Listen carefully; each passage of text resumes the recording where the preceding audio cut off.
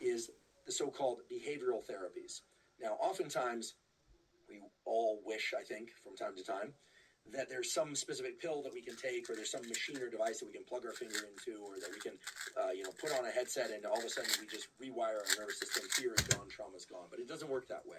And when we think of language and narrative as a tool to rewire our nervous system, in comparison to those kinds of ideas about pills and machines and potions, it starts to seem a little bit weak, right? If we just think, oh, well, how could talking actually change the way that we respond to something?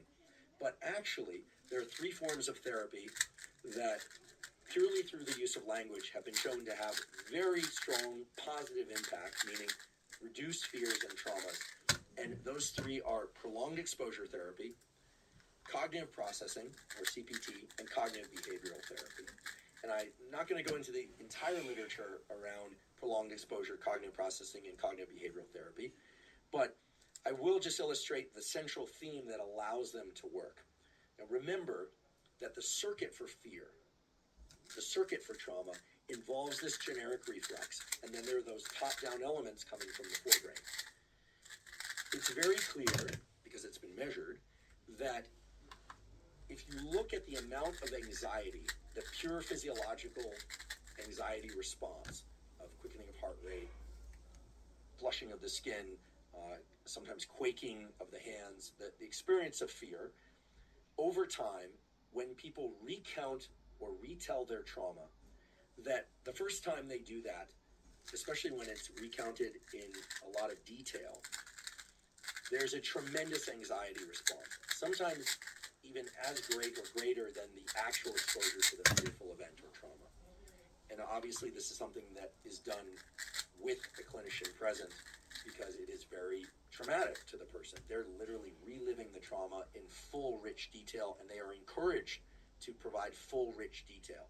They're often encouraged to speak in complete sentences, to flesh out details about how they felt inside, to flesh out details about their memories going into this traumatic or fearful event, going through it, and after, really digging into all the nuance and contours of these horrible experiences. But what's remarkable is that in the second and the third and the fourth retelling of these traumatic or fearful events, that anxiety response and the amount of the physiological response, I should say the amplitude of the physiological response, becomes progressively diminished with each retelling. Now, some of you might be saying, well, duh, you tell a story enough times, that eventually it wears off. Just like if you watch a movie enough times and you hear the same joke enough times, eventually it doesn't have the same impact. But that needn't be the case, right? You could imagine that this high amplitude anxiety response, this high amplitude activation of the sympathetic nervous system in retelling would actually create a even deeper routed fear response in trauma. But that's not what happens. And every clinician I spoke to in anticipation of this episode, which include clinical psychologists, psychiatrists, and people who actually work on the fear system at a biological level, said the exact same thing, which is that a detailed recounting of the traumatic and fearful events is absolutely essential in order to get the positive effects of prolonged exposure, cognitive processing, and cognitive behavioral therapy. Again, this has to be done with the appropriate support. This isn't something that should be taken lightly because, as we mentioned before, the fear response can have a very long-lasting contour to it. People can sometimes have trouble sleeping for days and days. And afterwards, we'll talk about sleep in a little bit. But the point is that the retelling is important. And the idea here is to take what was a terrible and extremely troubling, meaning physiologically troubling, psychologically troubling story, and turn it into what is essentially a boring bad story. Okay? It never really becomes a good story at this point in the treatment process that we're describing. So a terrible event is a terrible event, period. But there's a way in which the retelling of that event starts to uncouple the threat reflex from the narrative. And with each successive retelling in detail of these traumatic events, of these fearful events, the threat reflex is activated at a progressively lower and lower amplitude, such that eventually it just becomes a really bad, really boring story. Now, that's one part of the process of getting over a fear. It's what we call fear extinction. And we can bring ourselves back to our earlier example of Pavlovian conditioning, because many studies have been done, both in animals and in humans, showing that, for instance, if you pair a tone, a bell or a buzzer, with a foot shock, that an animal or a person will brace themselves for the foot shock. Eventually, you can just give the bell or tone, and the person will experience that same freezing up or the same fight or flight or freeze response. So you condition that. But if you give the tone or the bell over and over, and there's no foot shock, there's no pain, and in humans this is sometimes done with foot shock, sometimes done, believe it or not, with mild burn. There are even some studies, there's older studies, you couldn't do those now, nor would you want to. But eventually what happens is the tone, the bell no longer evokes that response. Okay, so you see this as a reversal of the classical conditioning, and we call that reversal extinction. So the retelling of this traumatic or fearful narrative is essentially an extinction process. Now, how is this done? One can do this in a therapist's office face-to-face. That's sometimes done. It's sometimes done in group-type settings where people actually stand up or sit in front of a group, small or large, and recount in detail their traumatic experience. It's sometimes done by people writing out the experience in detail. And which one of these is most effective isn't really clear. The literature points to the fact that a feeling of trust, obviously, between the patient and the clinician, or the person and the group, is essential. Some people don't have access to, because of finances or other limitations, to therapy of that sort. In that case, journaling in detail has been shown to be effective, although, again, I want to caution people about reactivating traumas without consideration for the kinds of social support they might need around that reactivation. And we will talk a little bit later about some of the chemicals involved in social support and why those help extinguish fears. So the thing to embed in your mind is that recognition of the early traumatic or fearful event in detail, over and over, is key to forming a new non-traumatic association with that event or person. So that's part one. You need to diminish the old experience. And when I say diminish, I mean reduce the amplitude of the physiological response. Now, this is just but one approach. I'm going to talk about other approaches to eliminating fear and trauma as we go forward. But I want to emphasize that diminishing the amplitude of the physiological response is the first step. So it's like a clearing away of the association between the person, place, or thing and that threat reflex. But even after that's occurred, there's an essential need to relearn a new narrative. Why is there an essential need to relearn a new narrative or create a new association? Well, that has to do with that fear reflex circuitry. As you recall, there are outputs to areas of the brain that are associated with dopamine release and reinforcement. And that, we now know, offers the capacity for these fear circuits and these circuits that underlie trauma to be mapped onto new experiences that are of positive association. So I'm going to give a kind of basic example. It's a kind of a silly example, but I'm giving it as a template for what could be any number of other different examples. The example I'll give is, let's say a kid is biking to play soccer practice, and they get into a bad car accident. Okay, terrible thing to happen, but they survive, they recover, and somehow, and we really don't know why certain fear memories get wired in more broadly or more narrowly. Somehow this kid just doesn't even want to bicycle anymore, and they actually don't even want to play sports, and they actually just don't want to go anywhere. They're kind of isolating and not interacting with friends very much at all. It's a pretty broad response. It didn't have to be that way. Some kids would just decide they don't want to cycle anymore down that particular street. Well, the process of retelling the narrative to a clinician would allow an extinction of the fear response, right? So a reduction in the heart rate, a reduction in the narrowing of focus, a reduction in all the things that we consider fear. But a really good cognitive behavioral therapist, or somebody that understands the neuroscience of fear and trauma, would understand that that's not sufficient. That's what's really important is that this child, this hypothetical child, relearn a new narrative. That they don't just manage to bike to soccer practice or manage to spend time with friends, but that they actually start wiring in new positive associations with biking to practice, with playing soccer, with social events. And this is the somewhat surprising feature of this, and that they link that back to that early traumatic experience. That it's not just that they're replacing a bad experience and memory with a good experience and memory, but they're actually holding in mind, in these top-down narrative circuits, if you will, they're holding in mind, I'm not just biking to soccer practice, I'm actually biking to soccer practice and I'm enjoying it despite the fact that I was in a bad car accident. Despite the fact that 2 months ago or 2 years ago or maybe even 10 years ago, I couldn't even leave my room or I didn't want to associate with anybody. So the building up of the positive associations are key. And the linking of those positive associations with the earlier traumatic event is key for the following reason. The top-down circuitry from the prefrontal cortex to this threat reflex circuit is not like the other connections in that circuit. The other connections in that circuit are what we call glutamatergic and excitatory. They are all about activating other neurons, like a chain reaction. One neuron activates the next, like dominoes falling. These top-down circuits that feed into the threat reflex and all its parts is what we call inhibitory. It tends to prevent activation of those given circuitries. It tends to prevent activation of the threat reflex. So it's acting as a brake.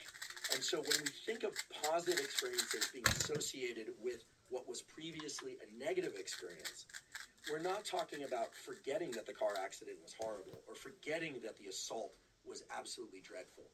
We're talking about attaching a new positive memory to the circuitry so that the previous fear response is far less likely to occur and that it remains extinguished. So just to make sure this is absolutely clear, there's a first step which involves retelling and reliving in order to extinguish the fear and the trauma, to reduce the amplitude of the response. Then there's a need to replace or attach positive experiences to the earlier, what would be traumatic response. The extinction has to go first. This is key. You can't simply say, the car accident was actually a good thing because I stayed home a lot that year and I got to study. You can tell yourself that, and that could also be true. But that won't necessarily, and probably won't, eliminate the fear or the traumatic association of the car accident. And again, I'm using car accident as a general example or generic example here. Okay, so there's the three-part process. One, diminish the old experience through repetitive narrative. And almost inevitably, the initial repetition of that is going to be very high amplitude and quite troubling, but over time it will reduce, right? You're turning the terrible, really upsetting story into a terrible, boring story. That's the extinction process. Then there's a relearning of a new narrative that includes some sort of sense of reward, and that sense of reward has to be tacked back onto the traumatic event or what was previously a traumatic event. And that is all through narrative. It's all through cognition. And I think this is a very important point. Oftentimes, I think we tend to undervalue the importance of rationalization and of story and of narrative. But the prefrontal cortex is this amazing capacity of our brain real estate to create meaning, to attach meaning and purpose to things that otherwise are just reflexive. And in the example of an ice bath, it might be a little trivial. In the example of the kid with the car accident, it becomes a little more relevant. And in the example of things like people surviving, genocide or attaching stories of, a great victory to what were previously thought of as stories of great loss, of time, of people, of any number of things, that process of narrative is one of the major ways that the human brain rewires itself. Narrative should not be undervalued as a tool for relieving fear and trauma. In fact, narrative is one of the best and most potent ways that we can rewire our fear circuitry, and that indeed we can form completely new relationships to things over time. So basically, narrative should not be undervalued as a tool to rewire our nervous system, but it has to be engaged in the correct sequence. And that correct sequence is first extinction, then relearning a new narrative with positive associations and attaching those positive associations to the formerly traumatic or fearful event. Now, I mentioned prolonged exposure therapy, cognitive processing, and cognitive behavioral therapy. For those of you that are seeking relief from fear and traumatic events, you can look up licensed clinicians that can carry out those one or several of those types of therapies. I get a lot of questions about other forms of therapy. One of the ones that comes up a lot is so-called EMDR, eye movement desensitization reprocessing, developed by Francine Shapiro in the 80s. Eye movement desensitization reprocessing involves moving the eyes side to side while recounting a traumatic or fearful narrative, typically with a clinician present. Why would that work? Well, basically, when I first heard about EMDR, from my stance as a vision scientist, I thought the whole thing was kind of crazy and half-baked, frankly. I heard these theories that, it recreates the eye movements in rapid eye movement sleep or REM sleep. And that's completely false. It does not.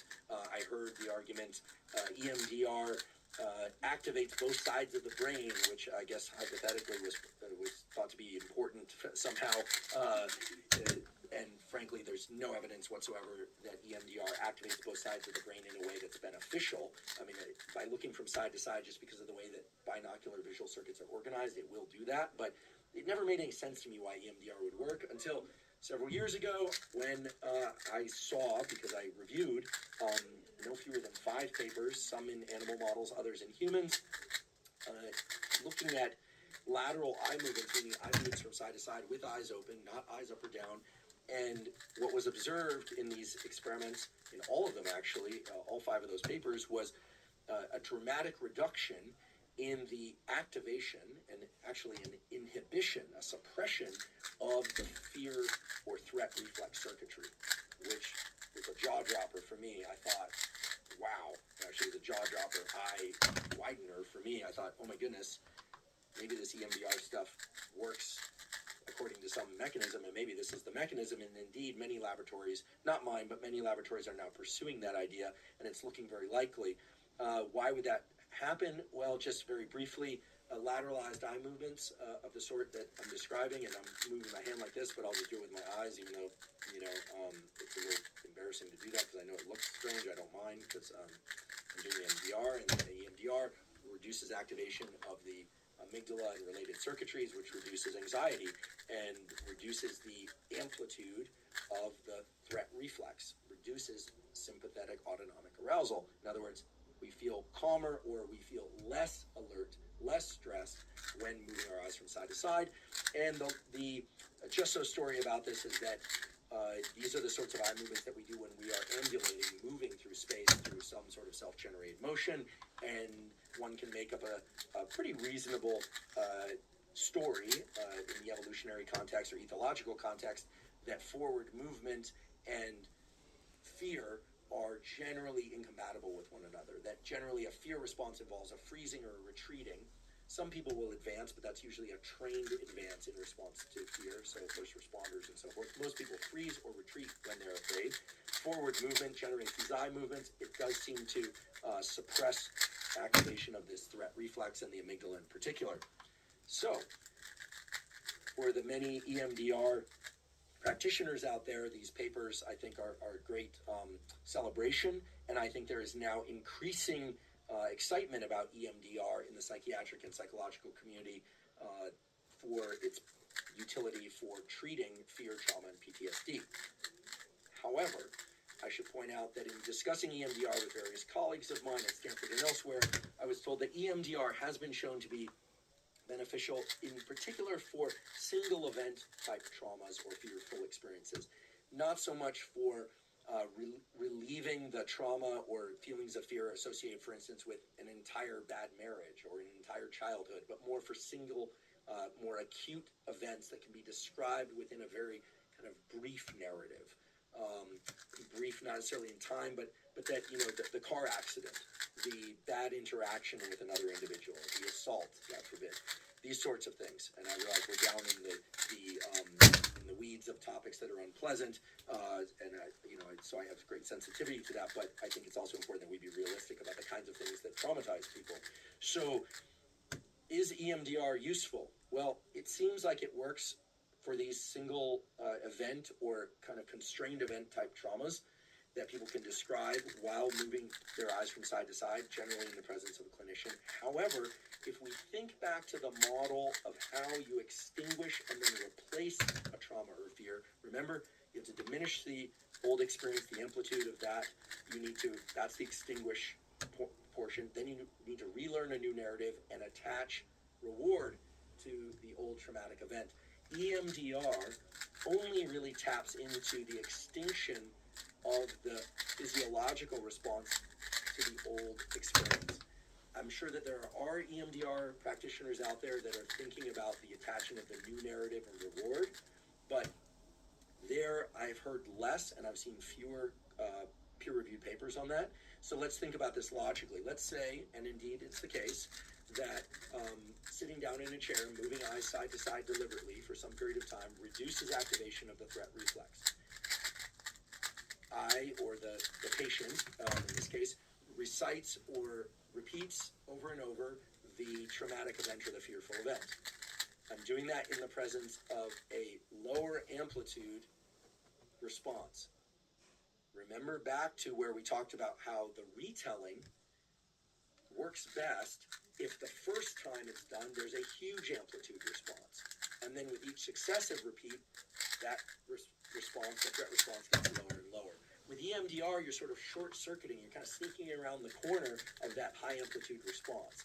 And so it's taking a somewhat different approach of trying to extinguish the bad feelings in body and mind associated with an experience by reducing the physiological response. So it's somewhat different. And at least to my knowledge, and EMDR practitioners, please correct me, but at least to my knowledge, there isn't an active component to EMDR of relearning a new narrative and attaching reward. Now, reward and attaching reward requires a somewhat high amplitude sympathetic arousal. It requires a feeling of a victory, which is arousal. Okay, it's positive arousal, not negative arousal, but it is arousal. So I'm not focusing on this to try and diminish the potential impact of EMDR. I know many people have achieved great relief from EMDR, but it doesn't tap into all the aspects of the extinction and relearning that we talked about previously. And therefore, I think on its own, at least in many cases, is unlikely to be a complete therapy for fear and trauma. If there are people out there who've had terrific results with EMDR, please let us know in the comments section. YouTube would be the ideal place. If you've had bad experiences with EMDR or it didn't work for you, also let us know. I think that EMDR practitioners, like most practitioners in the psychiatric and psychological space, are eager to expand their practices in